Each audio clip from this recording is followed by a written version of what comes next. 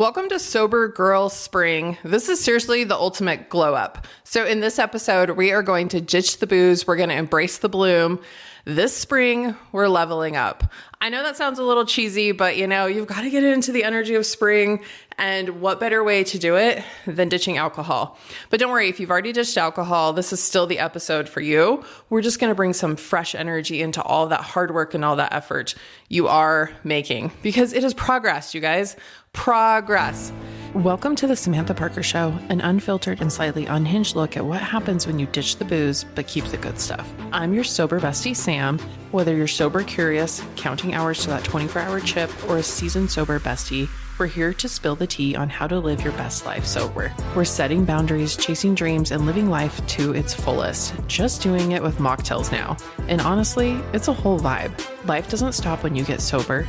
We might be on a sober journey, but we are never doing it alone. As I get closer to my year mark of sobriety, I'm feeling a little nervous about this warm weather. It is catching me a little off guard. I'm I want to be out there at the pool, but can we do it with a Diet Coke in our hand?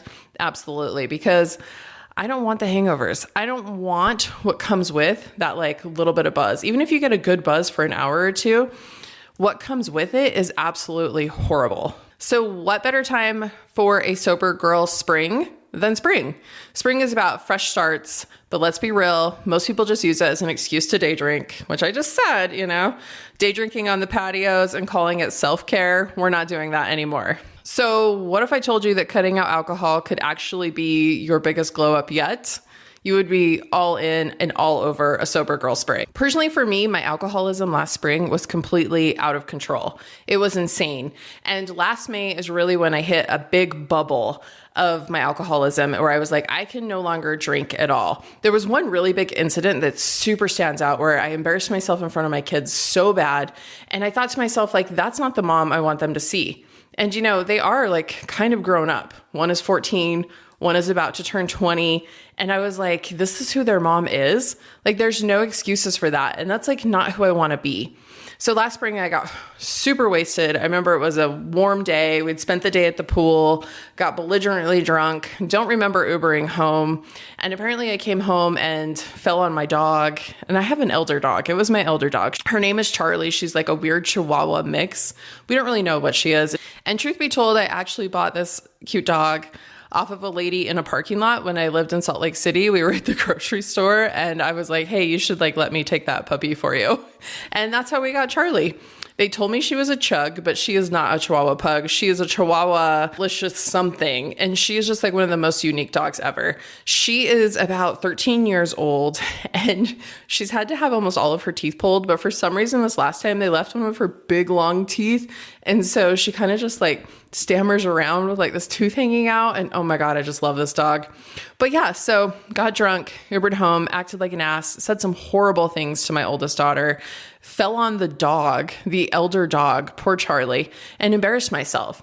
And I remember waking up that next day and having to apologize. And I'm those things I said, those aren't things I even think. I mean, I was telling my daughter I was so disappointed in her and we've never been happy with her and just horrible things. I can't ever go and take that back.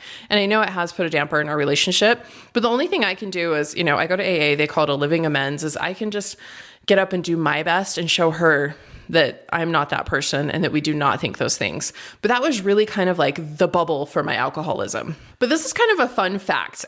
Did you know that alcohol sales spike 40% during spring break and this whole festive spring season? So 40%. So if you were feeling you want to drink, you are not alone, because clearly that stat right there tells you that everybody else is wanting to drink as well.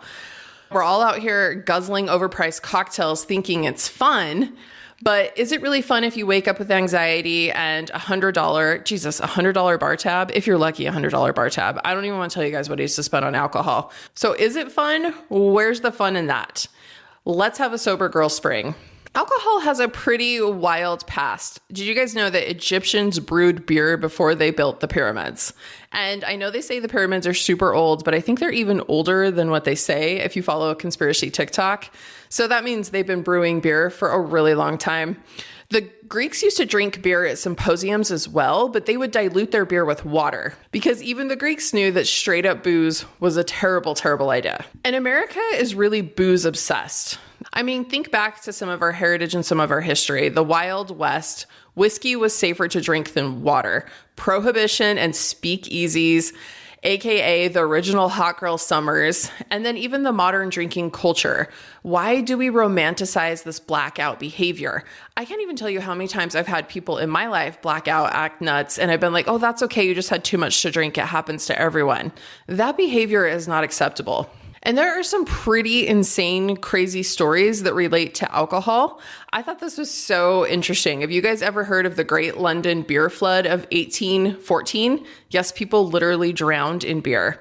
So the Great London Beer Flood of 1814 was a bizarre and tragic industrial accident that happened in London's St. Giles district. And hopefully I'm saying that right. St. Giles, St. Giles. But it was on October 17th, a massive vat at the Muex and Company brewery, it burst and it unleashed 320,000 gallons of beer into the streets. And this triggered a chain reaction, causing other vats to rupture. And suddenly a literal tsunami of beer started flooding the neighborhoods. And this is what happened. This totally blew my mind. Look this up, you guys. It's crazy. The brewery had these huge wooden fermented tanks held together by massive iron rings. And one of these rings just basically snapped, causing the vat to burst. The force of the explosion knocked over the vats, releasing over 1.4 million liters of beer. So that's enough to fill nearly 500,000 pints. So that first eruption literally triggered all of these other ones. That's so much beer, 1.4 million liters. That's crazy that they were like brewing that much beer in 1814. But anyways, so the wave of beer destroyed buildings, flooded basements, and trapped people in their homes. And tragically, 8 people died. Most of those people that died, they drowned, but some were crushed under debris.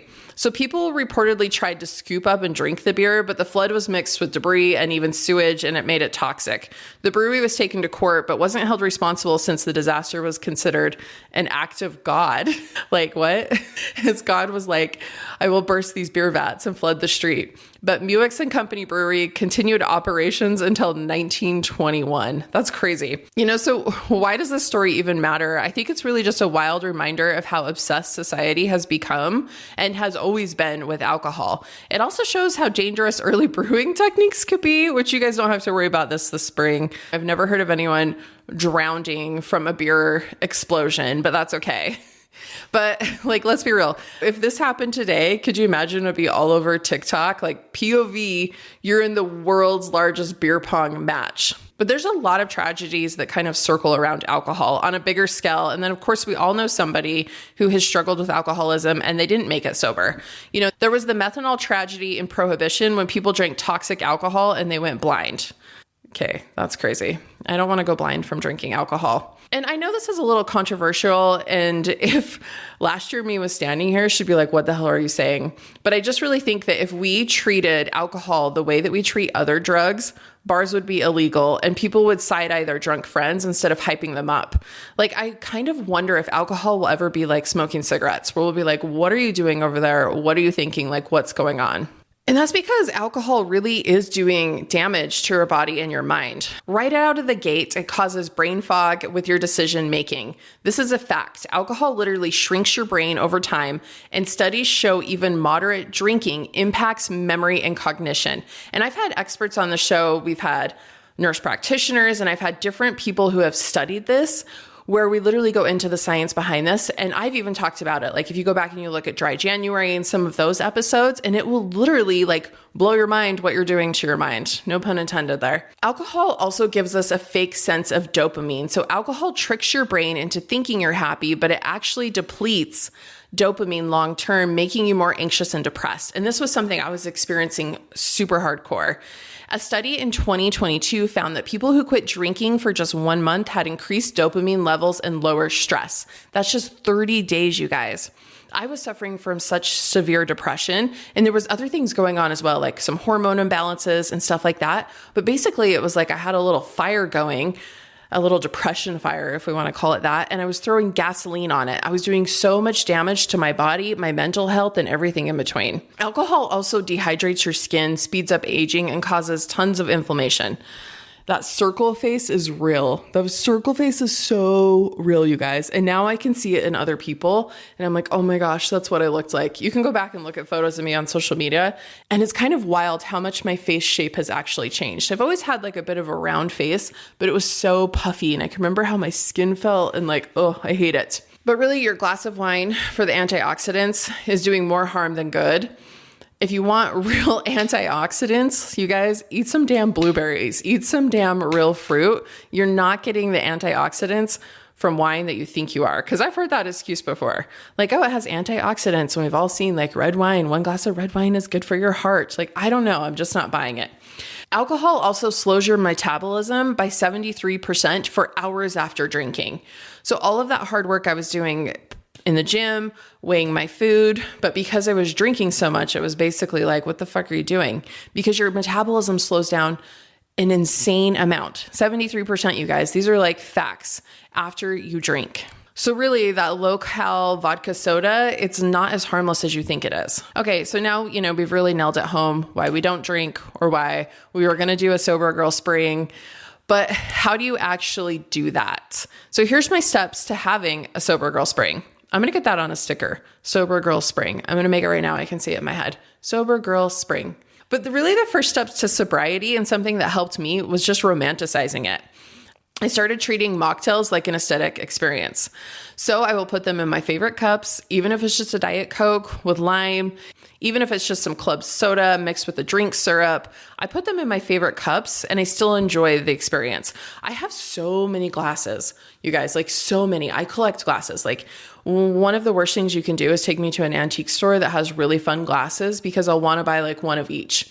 And so I still want to use those cups. It's like, just because this really cool glass might have been something I used to drink wine out of or something that you could drink whiskey out of, it doesn't mean that you can't like enjoy your beverage. Right now, I'm really into Diet Coke, like super into Diet Coke. I would probably have to work on that. I'm going to have to cut myself off a little bit. But a Diet Coke, a crispy Diet Coke in a fun glass, like what more could we actually need? And when you're romanticizing this whole sobriety thing, you want to create new rituals for yourself. So sunset walks, journaling, cute coffee shop dates. You guys have seen me do all of these things. I probably won't be going for a sunset walk though. Oh, maybe I will. I just got this weighted vest and I've been wanting to try it out. I haven't tried it out yet, but maybe that could be my new thing. But cute coffee shop dates, I go everywhere for the coffee shop view, but I'm lucky. I live in Southern Utah and there's so many cool coffee shop places to go. Like take yourself out, you guys. Do things. You don't have to be in your house all the time. And then go ahead and make yourself a spring vision board, Pinterest course style. You can make so many fun boards on Pinterest. I have a lot of fun at night, like just listening to books, like instead of scrolling TikTok, or watching like a random show. A lot of times I will scroll Pinterest. I'm not dissing scrolling TikTok or watching Netflix, by the way, you guys. I don't think there's a difference between that and me scrolling Pinterest. But a lot of times I'll make like little mini vision boards for myself, like using Pinterest. So make a Sober Spring Pinterest board. Like what are some things you want to do? So after you have, number 1, romanticized sobriety. Number 2, peace. Number 2, I don't know. Number 2, you want to upgrade your social life. Seriously, be the friend who makes plans that don't revolve around drinking. Try sober events. They absolutely do exist. Like, has anyone heard of yoga? Just kidding. If you're not into yoga, because I'm not really, go find some sober events. I have gone to sound baths. I've done like all sorts of different things. Like look something up and go to it. Like it doesn't have to be declared sober, but there are things that obviously people are not drinking at. And when you're upgrading your sober life, like don't be afraid to just kind of use humor. It's okay to make fun of yourself. I retired from hangovers, but I still judge your bad decisions. I actually really love that. It just is what it is. You don't have to be ashamed that you're not drinking. That is one thing I really wish I would have done differently along my sobriety journey is just not give 2 flying fucks. Like for reals. Why did I care what people were going to think of me not drinking? It's kind of wild for me to look back and see, but I was in such a shame and guilt state. So if you're there, I encourage you, move out of that space. It's not doing you any good to be a martyr. You deserve to be sober and you don't really have to explain it to anyone. Okay, and number 3 for your Sober Girl Spring, we're going to take the no drunk texting challenge. I'm kind of obsessed with this. How many times have you woken up and you have cringed at your own texts? That's alcohol, because sober you would never. Just like I told you guys, I was like, sober me would never say those things to my kids. Sober me would never fall down on my elder dog. So for Sober Girl Spring, let's take up the whole stance of sober you would never. One thing I say a lot, because people are expecting me to react sometimes like I would have in the past, like, drunk Sam would have. And I've made jokes, like I've been with my family and, they're looking at me and they're looking at my mom and they're looking at me. And I'm like, oh, sober Sam doesn't really care. So sober you would never do that. So try 30 days of sober, fully intentional texting, and I think it will change your life. All right. Number 4 for your Sober Girl Spring, we're going to track this whole glow up thing. So you're going to use an app to see how much money and how much time you save. The time one was so big for me. Notice how your skin, your energy, and your confidence has skyrocketed. Why don't we do this? Why don't we just use our notes app, track our time, track our money, and make little notes about how our skin, our energy, how we're feeling, how we confidently showed up in a situation.